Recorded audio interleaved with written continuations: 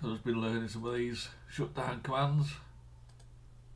Didn't mean to do that. Interesting anyway. So apparently init space naught, that will shut your system down immediately. You can also put halt, that will shut it down.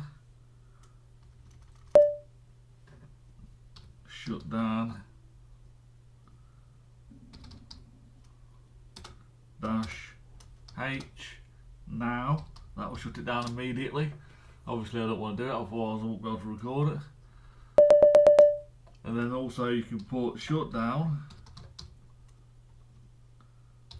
dash H plus 5 or 4 or whatever, and it will I'll put 7,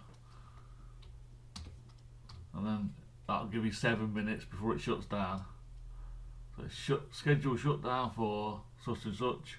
If you want to cancel it, it actually tells you there, look, shutdown minus minus sign, I suppose, C, and that cancels it.